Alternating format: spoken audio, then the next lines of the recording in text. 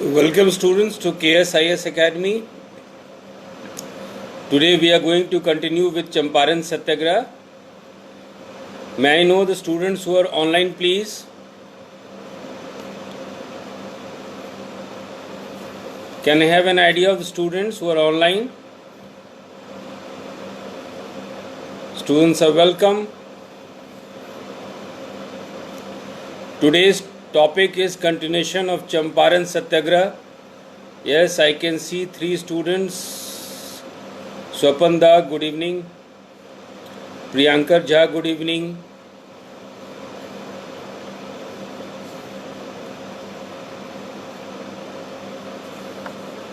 Okay.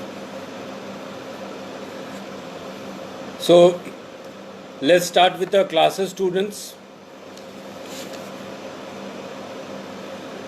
अभी तक हम लोग चंपारण सत्याग्रह की चर्चा पर ही हैं। हम लोग ये देख चुके थे कि किस तरह से चंपारण डिस्ट्रिक्ट में बागान मालिकों द्वारा शोषण होता था, शोषण के कितने प्रकार थे। We have seen the exploitation and the exploitation of the planters, the exploitation of the rayats by the planters, and we have seen the different types of exploitation system. Yes, the rayats were mute spectators.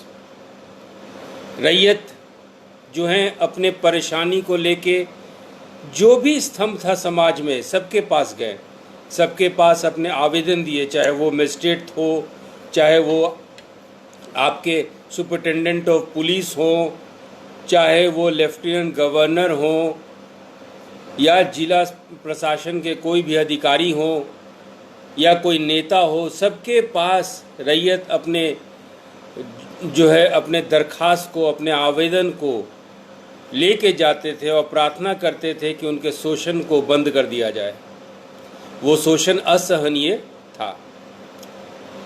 तो जब भी इतने सारे आवेदन के बाद भी जब उनकी बात पे सुनवाई नहीं होती थी तो उनके पास एक ही विकल्प बच जाता था, वो विकल्प था विद्रोह का। और इसीलिए हम लोग 1867 से चंपारण में या जहाँ जहाँ नील की खेती होती थी वहाँ विद्रोह देखते थे। ये विद्रोह आपका उग्र हो गया, ये विद्रोह काफ़ी हिंसक हो गया। The revolt gradually turned out to be very, very violent, and you will see murder of some of the European managers like Morton, Bloomfield. तो ब्लूमफील्ड की हत्या एक नाराजगी की अभिव्यक्ति थी। It was a sign of widespread discontent. It was a sign of unrest going on in the society. और इसी तरह का अशांति का माहौल सती गांव में भी था। यहाँ पे बेचैनी का एक असामान्य भावना था और दिन पे दिन साथी गांव की बेचैनी बढ़ते चली जा रही थी। और इस गांव के लोग अपने आवेदन को मजिस्ट्रेट के पास भी जाके सौंपे, अपने दर्द को, अपने दुख को, अपने शोषण को उन लोगों ने व्यक्त किया। यहाँ तक कि जो अवाब लिया जाता था, जो किस्त लिया जाता था, जो रेंट लिया जाता था और किस तरह से ये रेंट, ये अवाब का ये तंत्र उनको हमेशा निर्धनता की तरफ, पॉवर्टी की तरफ धकेलता था, ये सब सारी बातें की। जब साथी गांव का आवेदन पे मजिस्ट्रेट भी बात अनसुना कर दिए, when the magistrate turned a deaf ear to the grievances of साथी गांव, तो ऐसे स्थिति में उनके पास एक विकल्प था विरोध का। लेकिन ये विरोध एक सामूहिक हिंसा का रूप ले ली।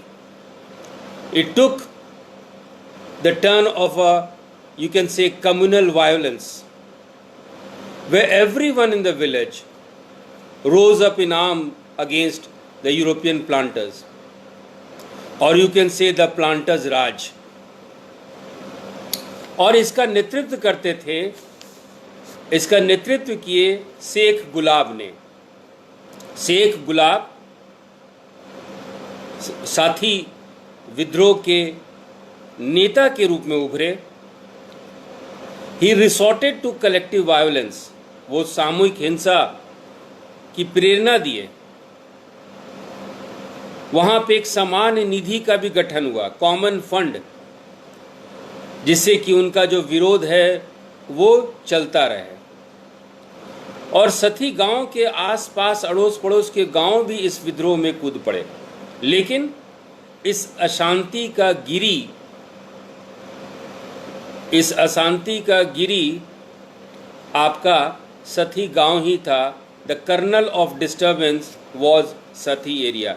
Yes Bhaskar, you are welcome Bhaskar. So we now have Bhaskar from Nepal also, है ना? तो right Bhaskar, you are welcome to the class. तो हम लोग देख रहे थे कि सती गांव का नेतृत्व शेख गुलाब ने किया। शेख गुलाब जो है एक बहुत दबंग तरीके से प्लांटर राज को चुनौती दी। दबंग तरीके से, दिलेर तरीके से, निर्भीक तरीके से उन्होंने अवज्ञा की आंदोलन चालू किए। ये सभी ने अभी अवज्ञा आंदोलन की बात नहीं कर रहे हैं, हम लोग बात कर रहे हैं वो अवज्ञा, वो चुनौती जो कि प्लांटर राज के खिलाफ था। Means the example of Sheikh Gulab and the bold defiance of the Sati peasantry, it put a new vigor into other villages। कहने का मतलब है कि जिस तरह से शेख गुलाब दिलेरी से, निर्भीक रूप से प्लांटर और यूरोपियन को चुनौती दिए, उससे क्या हुआ कि अन्य किसानों में, अन्य ग्रामीणों में भी एक नए उत्साह का संचार मिला। और नए उत्साह का संचार मिलने से अन्य ग्रामीणों में भी, पड़ोसी गांवों में भी एक नई शक्ति का उदय हुआ। रैयतों के बीच अजीब तरह की बेचैनी थी और वो लोग संगठित रूप से एक विद्रोह करना चाहते थे, संगठित रूप से नील खेती तंत्र को जड़ से उखाड़ फेंकना चाहते थे। They wanted to have an organized revolt. They wanted to uproot the indigo exploitative system from its very root. और इसके लिए वो लोग बेतिया में विजय लक्ष्मी मेला के अवसर पर इकट्ठा होने की बात सोचे। They planned to meet at Bettiah ground on the occasion of Vijayadashami festival. और यही बेतिया ग्राउंड सितंबर 1908 तक एक बड़े पैमाने पर विद्रोह करने के लिए एक जमीन तैयार कर दिया। Means now the ryots have planned in such a way that the revolt is going to be overwhelming. It is definitely going to have its say. बहुत ही संगठित तरीके से वो ये लोग लीग का आयोजन किए, उसमें कोड की बात किए, सिग्नल की बात किए कि कोई फैक्ट्री के कर्मचारी आएगा, उनके साथ बदतमीजी करेगा तो कौन सा सिग्नल देना है, ढोल कैसे पिटना है ताकि और गांव वाले भी मदद के लिए आगे आ जाएं। तो एक बड़े पैमाने पे विद्रोह करने के लिए इनका संगठन, इनका जमीन तैयार था। और सरकारी रिपोर्ट के अनुसार, जिसको कि Bihar and Orissa district gazetteer का नाम आप ले सकते हैं, बिहार और उड़ीसा, इस समय बिहार और उड़ीसा एक था, बिहार और Orissa district gazetteer Champaran edition में ये बात की गई कि सभी रैयत, जितने भी रैयत थे, इस सातिर प्रणाली को तोड़ने का संकल्प लिए। सभी रैयत तैयार थे कि इसके लिए वो कानून को भी अपने हाथ में लेंगे। और इन बैठकों में नेतृत्व करते थे शेख गुलाब और Shital Roy. Means as per the report of Bihar and Orissa district gazetteer, the Rayyats agreed to take law into their hands, and they wanted and they were determined to break the vicious system for all. And the outstanding personalities, the leaders of these events, of these meetings, were Sheikh Gulab and Sheetal Roy. लेकिन ये कहना गलत होगा कि ये आंदोलनकारी सीधे हिंसा पे उतरते। नहीं, हिंसा पे उतरना उनका अंतिम विकल्प था। जब सारा विकल्प खत्म हो गया, वो शांतिपूर्ण तरीके से बैठक करते थे, शांतिपूर्ण तरीके से अपनी बातों को रखते थे। लेकिन जब सुनवाई नहीं हुई तो यही शांतिपूर्ण बैठकों में बहुत मजबूत प्रस्तावों को पारित किया गया। Means strong resolutions were passed in these several peaceful meetings before the revolt of 1908-1909. So now the stage was set for the violent uprisings of 1908-1909. Means कि अब जो है जमीन तैयार हो गया था। 1908-1909 की बात कर रहे हैं कि अब ये ज़मीन तैयार हो गया था, चंपारण की ज़मीन तैयार हो गई थी कि ये अब एक हिंसक विद्रोह का ये जो है एक नज़ारा बनेगा। एक क्वेश्चन आप लोग को role of press in Indian freedom struggle भी आ सकता है। प्रेस का योगदान या प्रेस का विकास, प्रेस की बातों को हमेशा आप उल्लेखित करेंगे। देखिए, स्टेट्समैन अखबार था, 29 नवंबर 1908 में एक आर्टिकल आया था। स्टेट्समैन 29 नवंबर 1908 में, कोट कीजिएगा, एक पायनियर अखबार था। 28 दिसंबर 1908, दोनों ही अखबार, एक नवंबर के इशू में एक दिसंबर के इशू में, ये बात किए कि एक जगह का नाम था परवतोल। एक परवातोल करके एक जगह का नाम था। परवातोल में एक रईस मारवाड़ी रहते थे। Very rich Marwari used to stay here at Parvatol, and there was a meeting held on 2 October. यहाँ पे राधूमल was a rich Marwadi, and he asked the cultivators not to grow indigo and exhorted them to beat the factory peons if they came forward, not even to spare the sahibs, not to even to spare the Angrez, not to even to spare the Gores who assaulted any peasants. कहने का मतलब है कि 2 अक्टूबर को परवातौल में के बैठक में एक अमीर मारवाड़ी जिनका नाम था राधूमल कृषकों को आह्वान किए कि आप नील की खेती ना करें, और यदि कोई फैक्ट्री का संचालक, फैक्ट्री का आपके पास कोई कर्मचारी कोई आता है और आपके साथ बदतमीजी करता है तो आप भी उनके साथ मारपीट कीजिए, और यदि जरूरत पड़े तो उनके मालिक अंग्रेज भी आए तो उनके साथ भी बदसलूकी कीजिए। मीन्स कि अब जो था कि इतना सारा ये लोग पिटीशन दे चुके थे, इतना सारा आवेदन दे चुके थे जिसपे कोई सुनवाई नहीं हुई, तो ये हिंसक विद्रोह ही इनके पास विकल्प बैठा था। 31 अक्टूबर 1908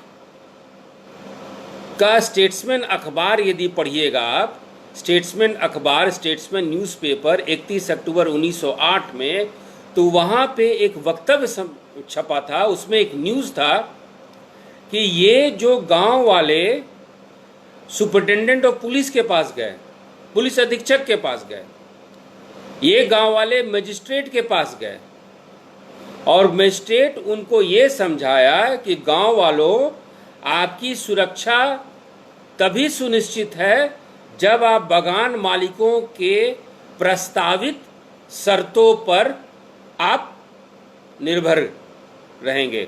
यानी जो गांव वालों को ये बताया गया कि आपकी सुरक्षा ये अंग्रेज बागान मालिकों के हाथ में है, आप उनके शर्तों पे मान लीजिए, आप सुरक्षित रहिएगा। Means it was told to the villages that your safety lies in the hands of the factory workers. Go as per the dictates of these factory workers and hence you will be safe. कहने का मतलब है कि जो भी जिला तंत्र था वो भी बागान मालिक के साथ थे, है ना। और इतना ज़्यादा किसान रैयत असफलता पा रहे थे आवेदन के द्वारा, तो वे लोग दृढ़ संकल्प कर ही चुके थे कि नहीं, इस बार हम लोग को बहुत ही बृहद रूप पर विद्रोह करना है। वो एक नियमित लीग का गठन किए, हिंदू और मुसलमान दोनों आके इस लीग की सदस्यता लिए, शपथ लिए कि no, we are not going to obey the indigo landlords. हर एक तरह का सिग्नल बनाए, हर एक तरह का कोड बनाए, ढोल की थाप से कैसे कैसे लोग एक दूसरे के साथ मिलेंगे, सारी बातें जो है इसमें होने लगी। और ये विद्रोह लगभग 400 वर्ग मील में विस्तारित हुआ। ये सारी कहानी जो हम लोग बात कर रहे हैं, ये चंपारण के 400 वर्ग मील में फैला। Means grew into a mass uprising covering an area of about 400 square miles, है ना। और पूरे 4000 वर्ग मील में, जो हम क्षेत्र की बात कर रहे हैं हम लोग, जितने भी यूरोपीय कारखाना था उसका बहिष्कार किया गया। और जब बागान मालिक आते थे, कारखाना के मालिक आते थे, तो किसान रैयत हिंसा करने का भी ये लोग उतारू हो गए थे। तो बहुत ही व्यापक था। It was a very dangerous scene, both for the cultivators, both for the ryots as well as the Europeans, और specifically you can say the English people. खतरा की घंटी जिला प्रशासन के ऊपर भी थी, खतरा की घंटी अंग्रेजों के ऊपर भी थी। और यदि हम लोग 30 नवंबर 1908 के छपे न्यूज़ का आधार लेते हैं, पायोनियर न्यूज़पेपर में 30 नवंबर 1908 में एक लेख छपा था कि the very existence of the planters and the government were at stake. कहने का मतलब है कि अंग्रेजों का, खास करके बागान मालिकों का, सरकार का जो है अस्तित्व जो है दांव पे आ गया। और इसलिए सरकार जो है, जितने भी इनके पास संसाधन का, जितना भी सरकार के पास संसाधन का, उसका इस्तेमाल किया गया ताकि इस विद्रोह का दमन किया जा सके। Means the government used all their resources to quell the peasant uprisings। और जो महत्वपूर्ण नेता थे, जैसे कि शेख गुलाब, शीतल रॉय, शेख रजब अली, राधू मल, सबको किसी न किसी बहाने से, किसी न किसी चार्ज लगा के उनको अरेस्ट कर लिया गया। They were all arrested on trumped charges.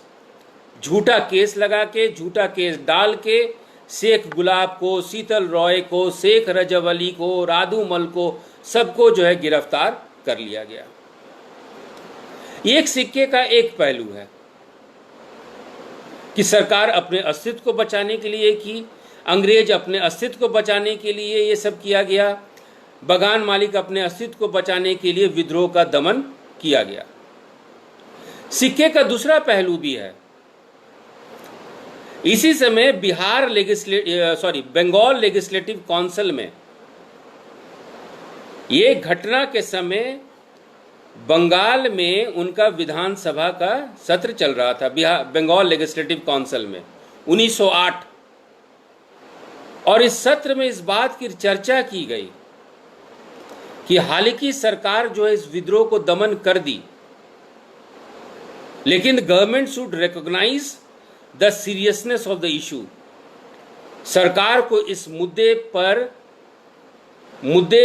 पर गंभीरता से सोचना चाहिए, इस स्थिति पे गौर करना चाहिए कि ये असहाय किसान क्यों विद्रोह कर दिए। एक ये अच्छी बात थी, और इसी कारण इसी चर्चा के उपरांत स्थिति पे गौर करने के लिए गोरले समिति की नियुक्ति की गई, है ना, to look into the issues of the riots, to look into the issues of indigo cultivation system. The government appointed a committee known as Gorle Committee. ये बात समझ में आई स्टूडेंट्स? ये समझ में आया बात? यहां तक समझ में आया students? shall we go ahead? Okay, अब चलते हैं। ये आपका 1908 और 1909 का विद्रोह दमन कर लिया गया, लेकिन 1909 में अब हम लोग का सीन चेंज हो जाता है।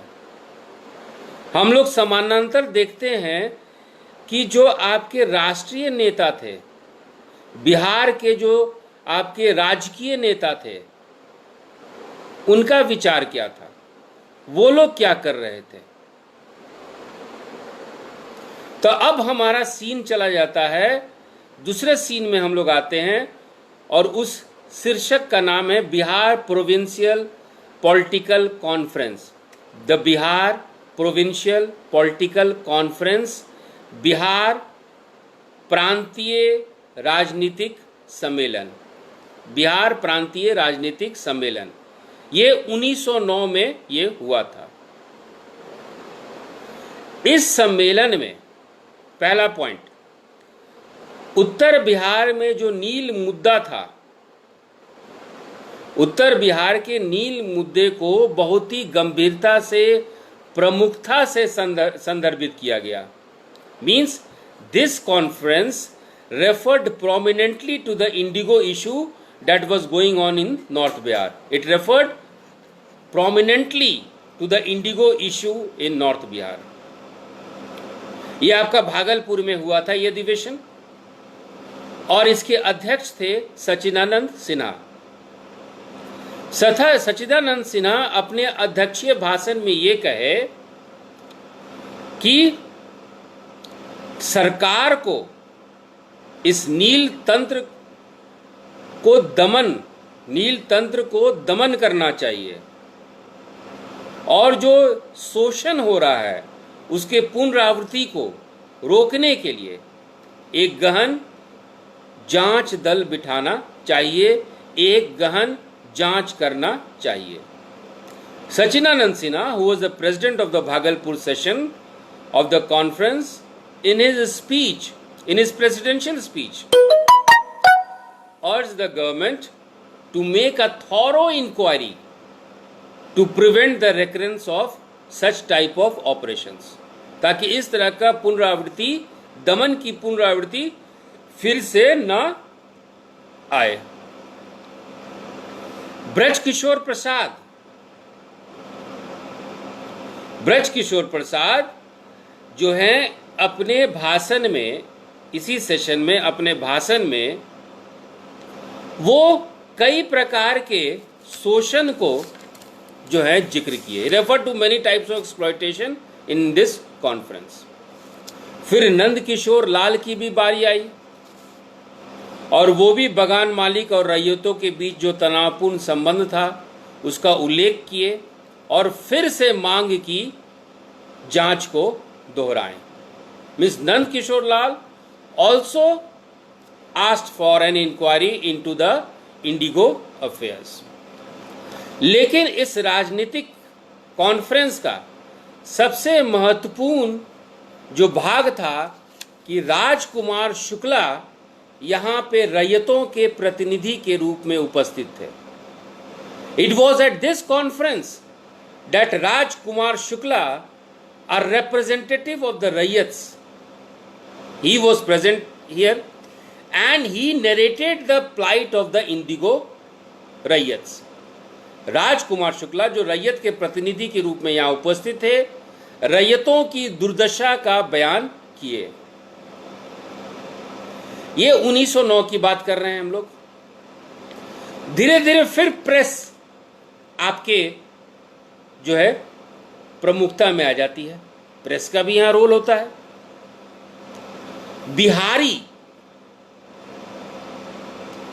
बिहारी जिसका कि संपादक थे महेश्वरी प्रसाद, एक आर्टिकल का सीरीज निकाल दिए, है ना, नील खेती के शोषण पर एक श्रृंखला लेख निकाल दिए और श्रृंखला का हेडिंग था द प्लांटर्स एंड द रैयत। अंग्रेजी में लिखिएगा द प्लांटर्स एंड द रैयत। कहने का मतलब है कि स्थानीय प्रेस भी फिर से रैयतों के जो शोषण था उसका मुद्दा फिर से प्रेस वाले उठा दिए। कानपुर से एक प्रताप करके जो है एक संपादकीय निकला, प्रताप फ्रॉम कानपुर, और यहां भी नील शोषण पे एक किताब निकल गया, operation of the European Indigo planters of Champaran. Operation of the European Indigo planters of Champaran, यूरोपीय इंडिगो प्लांटर्स का शोषण, इस पे एक किताब ही निकल गया। अब आप देखिए, प्रेस के आने से, किताब छपने से क्या हुआ, जागरूकता बहुत बढ़ गई और इसी जागरूकता अभियान, विद्रोह हुआ। विद्रोह के बाद स्थानीय नेता भी इस मुद्दे को उठाएं, स्थानीय नेता के बाद स्थानीय प्रेस भी इस मुद्दे को उठाई, और इसके कारण क्या हुआ कि एक जागरूकता, एक अवेयरनेस आपके यहां आ चुका। और इस अवेयरनेस और जागरूकता आने से क्या हुआ कि एक बहुत सही माहौल बन गया गांधी जी को आने का। अब हम लोग गांधी जी को प्रवेश करा देते हैं। देखिए,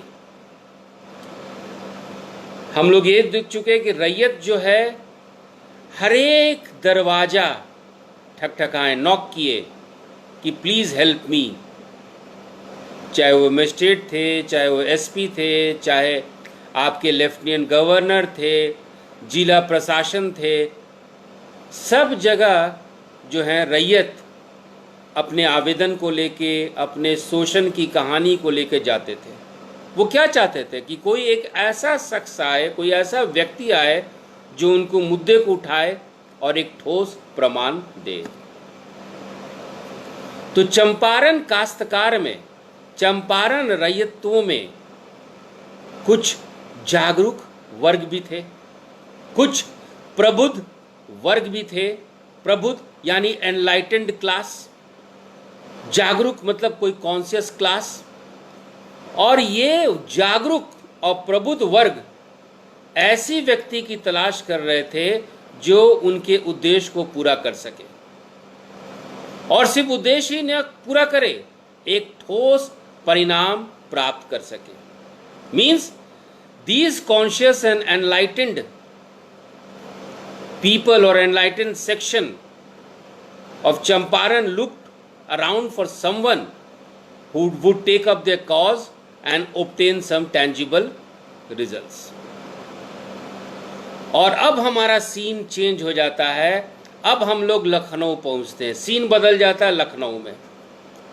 वर्ष है 1916 और इवेंट क्या है, घटना क्या है? भारतीय राष्ट्रीय कांग्रेस, इंडियन नेशनल कांग्रेस के अधिवेशन 1916, भारतीय राष्ट्रीय कांग्रेस का लखनऊ अधिवेशन।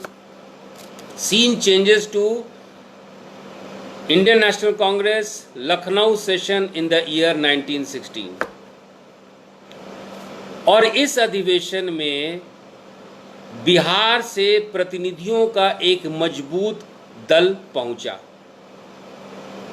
और इस मजबूत दल में रैयत के प्रतिनिधि भी थे। A strong contingent of delegates from Bihar went to Lucknow in 1916 to participate in the session of the Indian National Congress. इस मजबूत दल में, प्रतिनिधि दल में, रिप्रेजेंटेटिव्स में कौन कौन थे? नंबर 1 टॉप पे थे आपके राजकुमार शुक्ला, दूसरे थे संत राउत, तीसरे थे पीर मोहम्मद मुनीस, चौथे थे हरबंस सहाय, पांचवें थे गणेश राम और इनके अलावा भी और भी थे। तो राजकुमार शुक्ला, संत राउत, पीर मोहम्मद मुनीस, हरबंस सहाय, गणेश राम और उनकी कुछ टोली लखनऊ पहुंची और जैसे ही लखनऊ अधिवेशन में गए उनका ध्यान केंद्रित हो गया तिलक पे और मदन मोहन मालवीय पे। Their eyes first fell on Tilak and Madan Mohan Malviya. लेकिन तिलक और मदन मोहन मालवीय तो राष्ट्रीय महत्व के मुद्दे में बहुत व्यस्त लगे, है ना। Both this people, Tilak and Madan Mohan Malviya, way very engrossed with things of national importance। 1969 में 1969 में इंडियन नेशन, एक बहुत ही प्रचलित फेमस न्यूज़पेपर था पटना का, इंडियन नेशन पटना का, 2 अक्टूबर 1969 में एक न्यूज़ छापी कि इस अधिवेशन में मदन मोहन मालवीय राजकुमार शुक्ला को सुझाव दिए कि रैयतों के मुश्किल के लिए आप गांधी जी को संपर्क करें, है ना। और इसी न्यूज़पेपर में, इंडियन नेशन अखबार में ही से मालूम चला कि हालांकि राजकुमार शुक्ला गांधी जी को संपर्क किए मदन मोहन मालवीय के कहने पे, लेकिन ये मूल विचार आपके बिहार के जमुना प्रसाद का भी था। माने मूल रूप से जमुना प्रसाद का विचार था कि लखनऊ में राजकुमार शुक्ला जाएंगे और गांधी जी को संपर्क करेंगे, लेकिन जब ये अधिवेशन में गए तो बाल गंगाधर तिलक और मदन मोहन मालवीय के इर्द गिर्द घूमने लगे। जब देखें तो ये लोग तो राष्ट्रीय मुद्दे से ग्रसित है, बेचारा बिहार का मुद्दा कौन उठाएगा। तब मदन मोहन मालवीय बोले कि तुम एक काम करो, go and meet Gandhi ji. Gandhi ji से वो मुलाकात किए और गांधी जी से जो मुलाकात किए, मुलाकात हुआ, गांधी जी अभी तक आए नहीं, और मुलाकात हुआ और चंपारण के गांवों में अजीब अजीब अफवाह उड़ना चालू हो गया। There were lots of rumors in Champaran village. अब देखिए पुलिस सतर्क हो गई, अभी पुलिस सतर्क हो गई, लखनऊ में सीन है, सतर्क हो गई बिहार में, क्योंकि एक आपके पास रिपोर्ट है, मेंस वाले बच्चे इस रिपोर्ट को जरूर लिखिएगा। Bihar special branch intelligence report, ये पुलिस का रिपोर्ट होता है, Bihar special branch intelligence report Champaran, ये 4 मार्च 1916 का ये रिपोर्ट है। सोचिए, अभी बात लखनऊ में है, गांधी जी पहुंचे भी नहीं चंपारण, गांधी जी से बात भी नहीं हुई है, लेकिन गांधी जी के संपर्क की बात होने लगी तो Bihar special branch intelligence report Champaran 4 मार्च 1916 को रिपोर्ट ये सौंपी कि चंपारण में अजीब सा अफवाह चालू हो गया कि वो गांधी जी जो दक्षिण अफ्रीका में आंदोलन किए थे, चंपारण में लेक्चर देने, व्याख्यान देने करने आ रहे हैं। Means Gandhi ji who had once agitated in South Africa is now coming to deliver his lecture in Champaran. ये अफवाह उड़ गया। गांधी जी से मुलाकात हुई और गांधी जी सहमति जता दिए कि ठीक है हम चंपारण आएंगे, और गांधी जी को यही लगा कि उत्तरी बिहार में उनका प्रवास कम दिनों के लिए होगा, मतलब वो कुछ कम ही दिनों के लिए रुकेंगे, गांधी जी को ऐसा शुरू में लगा। मीन्स गांधी जी नेवर एक्सपेक्टेड कि वो उतने दिनों तक नॉर्थ बिहार में ही विल स्टे। लेकिन चंपारण जाने से पहले, ट्रेन पकड़ने से 24 घंटा पहले उनको स्थिति की गंभीरता का एहसास हो गया। Gandhi ji realise the gravity of the situation और फिर वो चिट्ठी लिखे मगन लाल गांधी को। He wrote a letter to Magan Lal Gandhi कि चंपारण की स्थिति फिजी और नेटल से भी गंभीर है। जा तो रहे हम चंपारण, लेकिन हमको पूरा आशंका है कि वहां का जिला प्रशासन हमको पहुंचते ही अरेस्ट कर लेगा। ये बात सच भी निकली।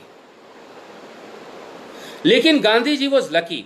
अब देखिए, यहां से आपको विश्लेषण करना है चंपारण सत्याग्रह का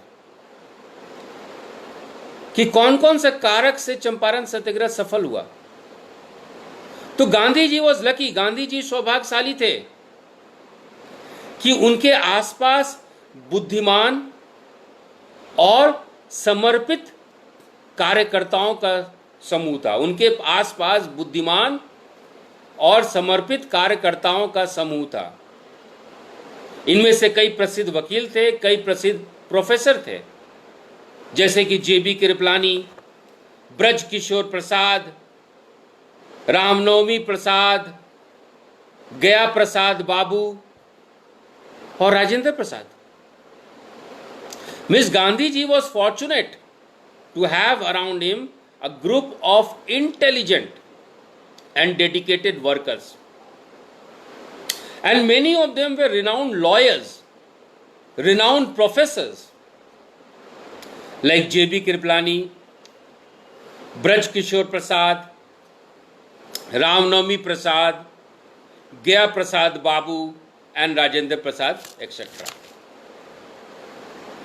और गांधी जी ट्रेन पकड़े लेकिन चंपारण अभी तक नहीं पहुंचे। लेकिन जिला प्रशासन को, चंपारण के जिला प्रशासन को उनकी आने की खबर मिल गई और उससे वो लोग परेशान हो गए। Means the district administration was upset with the news of his projected arrival.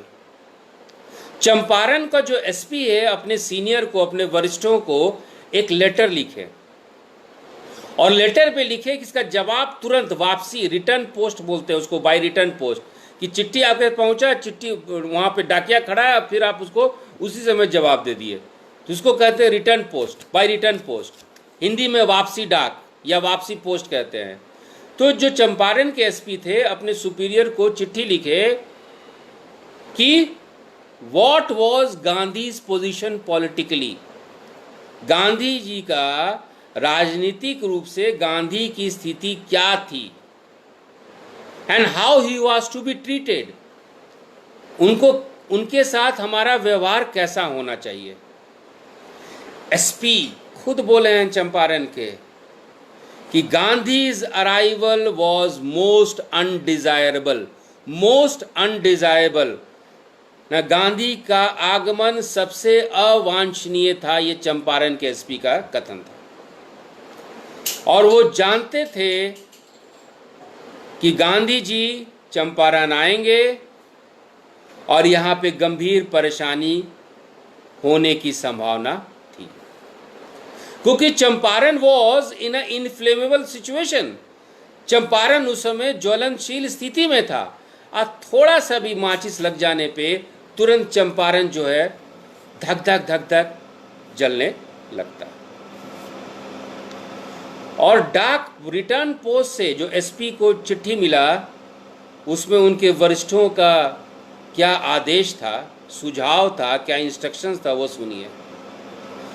SP के सीनियर ये बोल रहे थे कि हम सरकार के साथ, हम लोग गांधी जी को लेके हम लोग की बातचीत चल रही है, लेकिन एक बात ध्यान रखना है कि गांधी जी के बहुत ज़्यादा अनुयायी हैं, है ना, he has a biggest following, number 1। दूसरा, गांधी जी के लिए शब्द यूज किया गया है मैन ऑफ हिज नोटोरिटी। नोटोरिटी का मतलब होता है कुख्यात। तो गांधी जी के बारे में कि उनके कुख्याति का एक अजीबो गरीब स्तर है, इसलिए उनसे निपटने में सावधानी की अति आवश्यकता है। बात समझ में आया? कहने का मतलब कि the administration felt that Gandhi ji has the biggest following and very carefulness has to be required in dealing with a man of his notoriety. Gandhi ji तो सबसे बड़े दुश्मन थे अंग्रेजों के, तो उनको कुख्यात स्तर पे रखा गया था और अंग्रेजों को बोला गया था कि बहुत सावधानी से उनसे निपटो। तिरहुत डिवीजन के कमिश्नर जिनका नाम था एलएफ मोरशेड, एलएफ मोरशेड तिरहुत डिवीजन के कमिश्नर थे।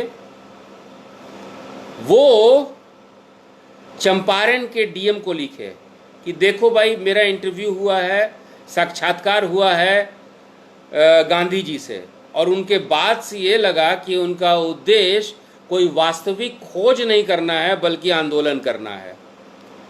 तो एलएम मोरशेड जो तिरहुत डिवीजन के कमिश्नर थे तुरंत मजिस्ट्रेट को बोले कि Gandhi ji objective was agitation, his objective has never been a genuine search for knowledge. तो कमिश्नर जो है डिस्ट्रिक्ट मजिस्ट्रेट को आदेश दिए कि जैसे ही गांधी जी आएंगे उनको नोटिस थमाओ और वापस भेजो।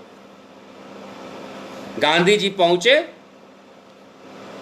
उनको नोटिस दिया गया कि भैया you are a disturbance to public tranquillity, आप सार्वजनिक शांति को गड़बड़ करेंगे। नोटिस गांधी जी को मिला और ये बात पूरे जिले में जंगल की आग की तरह फैल गई। The news of the notice being served on Gandhi spread like wildfire in the district. Motihari court में ये अभूतपूर्व दृश्य था। गोरख प्रसाद के घर पे it was an unprecedented scene. ये अभूतपूर्व दृश्य था।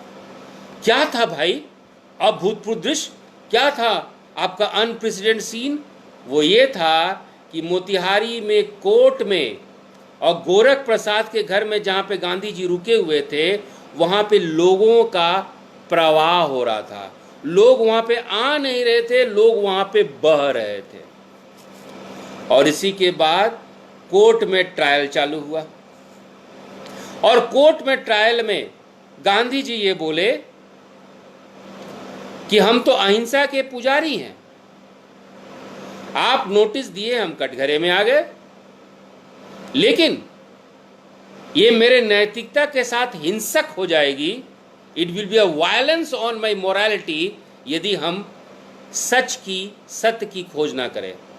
यदि चंपारण का प्रॉब्लम है, चंपारण में परेशानी है, तो उसका समाधान तब तक नहीं लाया जा सकता जब तक कि सच की खोज ना हो। एनीवे, सरकार कोर्ट में ये केस हार जाती है and the proceedings were revoked.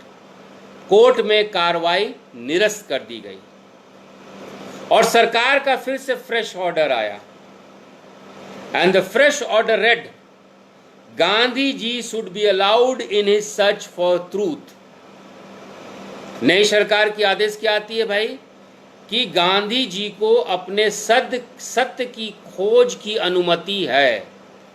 और साथ में सरकार का वादा भी था कि गांधी जी आपकी सहायता और मार्गदर्शन के लिए ये पूरा जिला तंत्र खड़ा है। कहने का मतलब कि Gandhi ji was promised assistance and guidance in his inquiries by the government. याद रखिएगा, हम लोग सिविल डिसोबीडियंस मूवमेंट पढ़े थे, सविनय अवज्ञा आंदोलन पढ़े थे।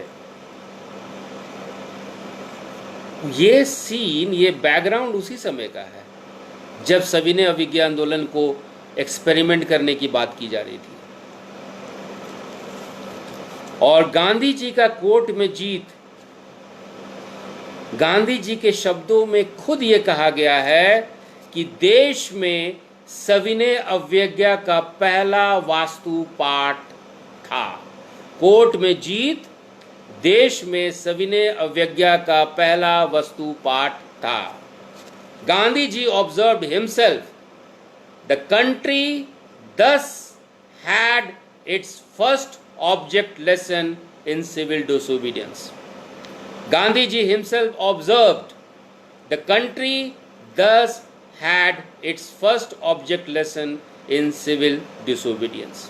और इस बात की खुलकर चर्चा होने लगी, प्रेस में भी ये बात आई, लोगों के बीच में ये बात आई, and the news of Gandhi's victory in the court spread and far and wide.